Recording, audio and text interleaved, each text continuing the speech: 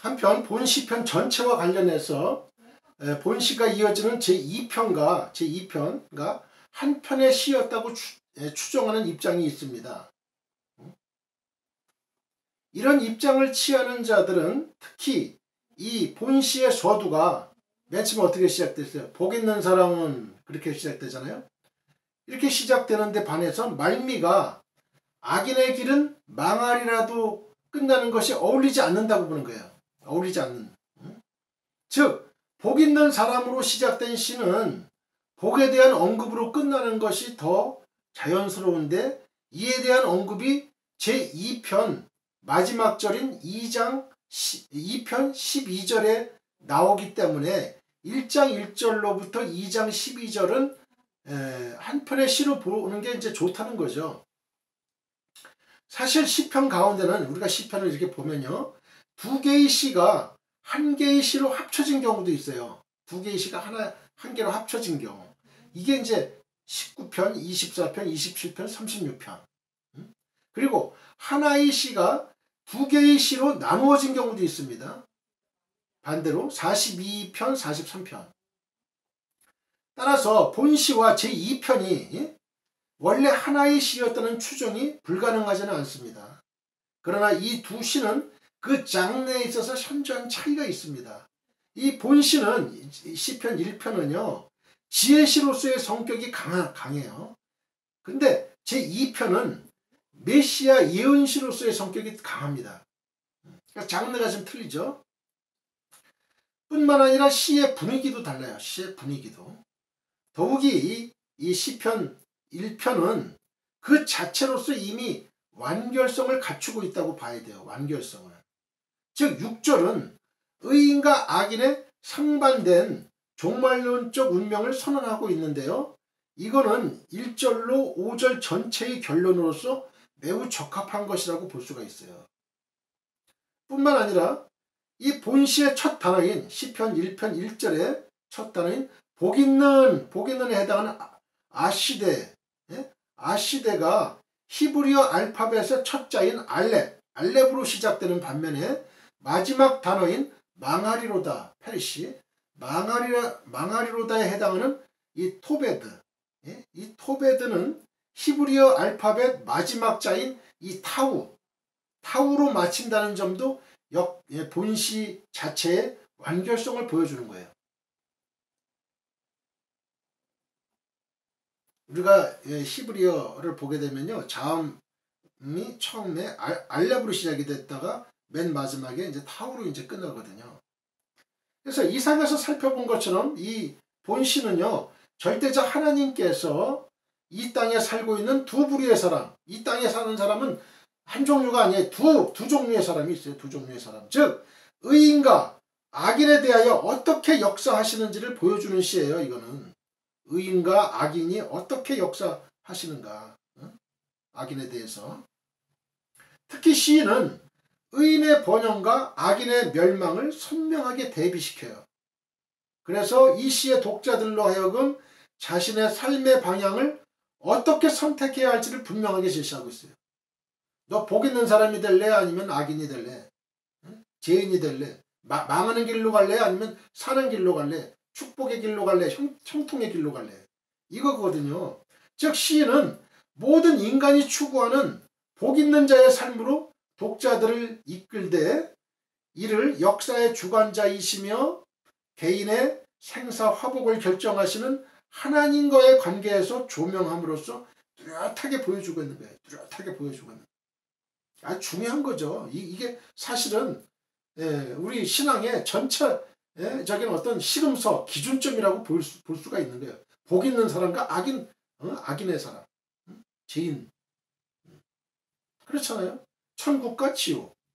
이게 우리 그 성경 전체 66권의 가장 코어예요. 핵심. 예수 믿고 천국 갈래? 그렇지 않을래? 하나님을 인정 안 하면 바로 지옥이고 하나님을 인정하면 천국이에요. 천국 백성들은. 그 중간지대는 없는 거예요. 중간지대는 없어요. 이처럼 총 150편에 달하는 시편 전체의 첫 시인 그 시편 1편 본시는 그 내용에 있어서 하나님을 향한 인간의 태도 여부가 영복과 영벌을 결정한다는 사실을, 영원한 복과 영원한 벌을 결정한다는 사실을 노래함으로써 본 시편 전체의 서시로서의 특징을 잘 보여주고 있습니다. 그런데 그 문체에 있어서도 단순 소박한 문체를 사용하되 특히 대꾸법과 직설법과 점층법을 사용해서 본 시편 전체에 나타나는 바 히브리시의 일반적인 특징을 잘 보여주고 있습니다. 이걸로 원어 강의는 마치고요. 본격적으로 말씀을 전하겠습니다. 시편 1편 4절로 6절입니다. 복 있는 사람과 없는 사람의 결정적 차이는 하나님의 심판대에 나타납니다. 본시는 복 있는 사람에 대해 말하고 있습니다. 그런데 복 있는 사람이 있다는 것은 복 없는 사람도 있다는 것을 의미합니다. 그렇습니다. 세상에서는 복 있는 사람과 복 없는 사람이 함께 살아갑니다. 여기서 복 있는 사람이란 물론 하나님을 경외하고 하나님의 말씀을 삶의 근거로 삼는 사람을 말합니다. 그리고 복 없는 사람이란 하나님과 하나님의 말씀을 멸시하는 사람을 말합니다. despise. 하나님 무시하고 멸시하는 그런 사람. 시인은 이들을 의인과 악인으로 표시하기도 했습니다. 그런데 우리가 현실적으로 보면 복 있는 사람과 복 없는 사람이 잘 구분이 되지 않습니다.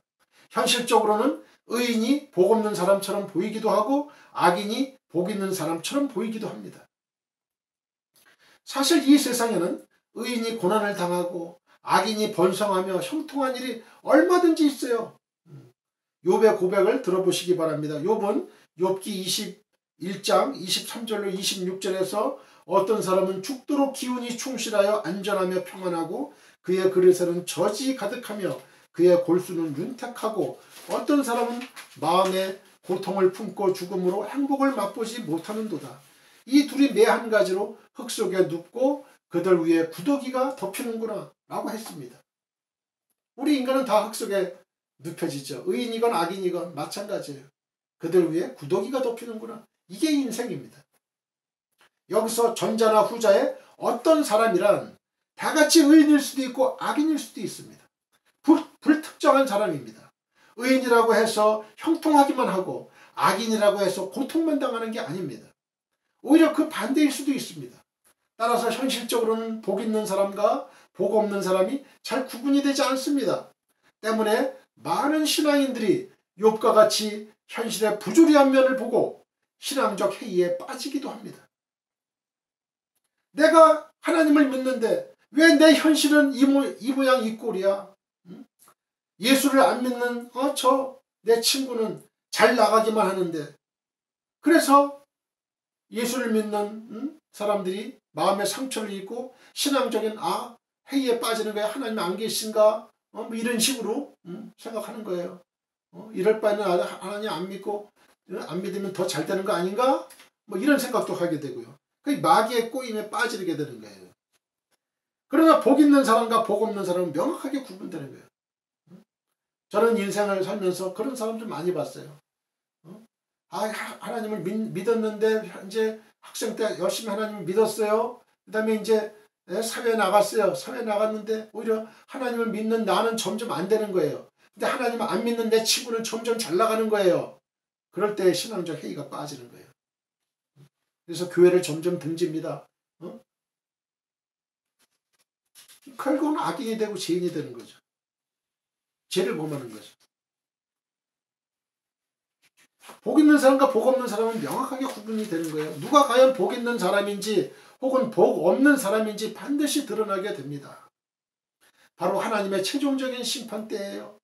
4절과 5절을 보면 악인들은 그렇지 아니하며 오직 바람이 나는 겨와 같도다. 악인은 바람이 나는 겨와 같다는 거예요. 그러므로 악인들은 심판을 견디지 못하며 죄인들이 의인들의 모임에 들지 못하리로다. 이렇게 말했어요. 결국은 최종적인 승자는 하나님의 심판 때 결정되는 거예요. 이 땅에서는 몰라요. 그걸 몰라. 계속 ing거든요. ing.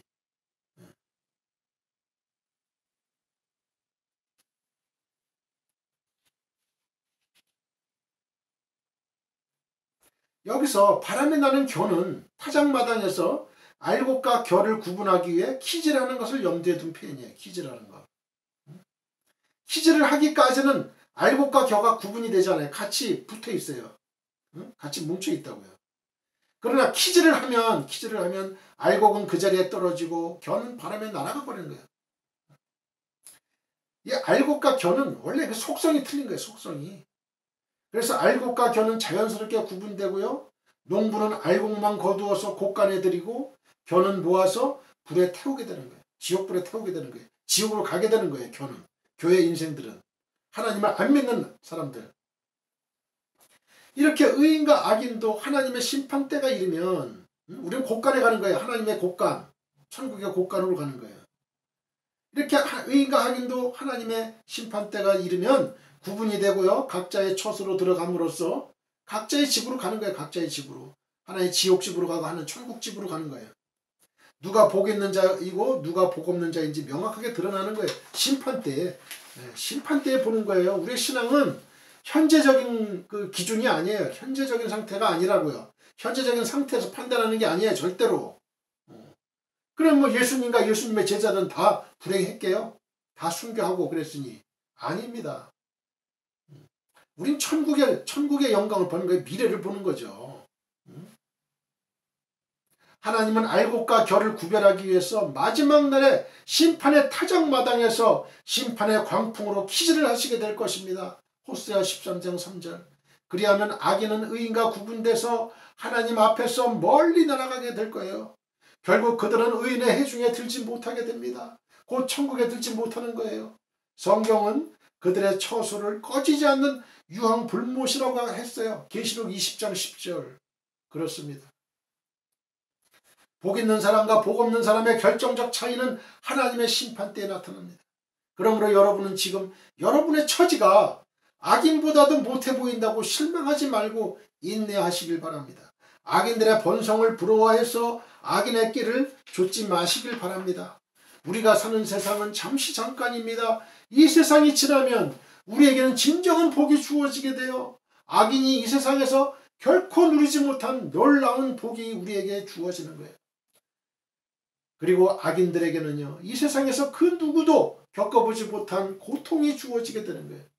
여러분은 이 사실을 믿으시길 바랍니다. 마태복음 13장 30절 둘 다 추수 때까지 함께 자라게 두라. 추수 때에 내가 추수꾼들에게 말하기를 가라지는 먼저 거두어 불사르게 단으로 묶고 곡식은 모아 내 곡간에 넣으라 하리라.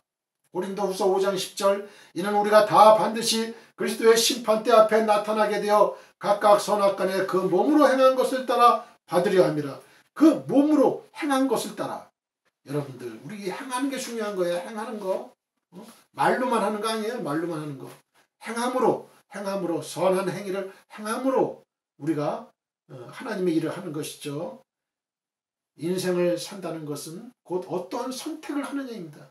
인생이란 뭐야? 선택이에요. 선택, 초이스. 미국의 시인 가운데 로버트 프로스트라는 시인이 쓴 가지 않은 길, The Road Not Taken이라는 시가 있어요. 제가 이제 고등학교 때, 서울고등학교 다닐 때 국어 선생님이 계셨는데 항상 그냥 다 외우게 하는 거예요. 외우게. 제가 이제 경기도 파주 문산에서 이제 기차 통학을 했어요. 1시간 40리죠. 40리. 가는데 1시간, 오는데 1시간. 그러니까 학교 끝나면 그냥 그 집에 가기 바빠요. 서부역. 지금 서부역 있나요? 거기를 서울고등학교 그 신문로, 그 광화문 그 신문로 거기에서 참 뛰어요. 막 뛰어. 한 10분, 15분. 그리고 1시간마다 한 대가 오는 거예요. 기차가. 그때만 해도. 지하철이 없었으니까. 그러면 한 5분 늦어가지고 못하면 1시간을 기다리는 거예요, 또. 그리고 집에 가면은 또 이제 저녁이 되는 거예요. 저녁 때가 되면은. 그러니까 공부할 시간이 어디 있어요? 기차 안에서 책을 보는 거예요. 기차 안에서. 우리 이 통학생들은 기차 안에서 잠깐 보는 거예요. 그게 전부예요. 집에 가서는 밤이 되니까 밥 먹고 저녁 밥 먹고 자기 바빠요. 그러면 새벽 4시에 일어나야 돼. 새벽 4시에. 학교에 이제 또 가려면은. 그런 거를 한 1년을 반복을 했어요. 1년. 그리고 제가 고등학교 이제 2학년 때 서울로 이제 이사를 왔어요. 도봉구 창신동 그쪽으로 이사를 왔는데요. 그러니까 이제 집안이 좀 어려웠어요.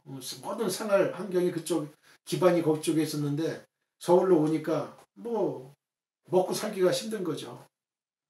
그러니까 뭐 대학 갈 형편도 못 되고 학원 갈 형편도 못 되고 참고서 살 돈도 없고 부모님께 돈 달라고 하기도 부담스럽고 힘들었죠.